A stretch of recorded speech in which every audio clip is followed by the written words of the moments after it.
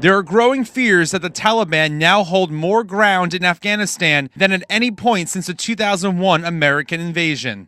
The Taliban today are probably stronger than they ever have been before. There's a limit of U.S. capability to push back on their gains.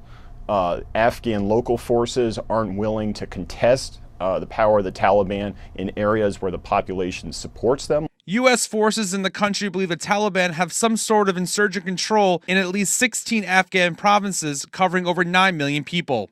The Obama administration decided in 2016 to keep 8,400 U.S. troops in the country for the foreseeable future. I think it's just a question of efficacy. I don't know exactly what the right number would be, but really the question is, are we losing ground to the very people that we fought back in 2001 and 2002? Afghan officials estimate there are around 40,000 militants active across the country. The complex web of terror groups in the country has become a major national security concern. On one hand, there is the Islamic State versus the Taliban.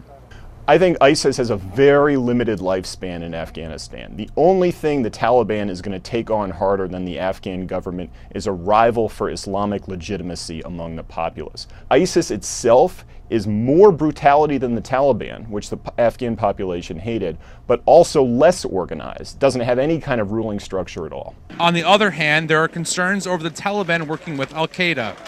If the Taliban is working with al-Qaeda yet again, and the numbers of al-Qaeda have grown in Afghanistan as well, if that is happening and there are plots against the homeland, then it is certainly in our interest to ensure that Afghanistan cannot return to being a safe haven. We welcomed the recent. The top U.S. military commander in Kabul, General John Nicholson, told the Senate panel last month more troops are needed to battle extremists.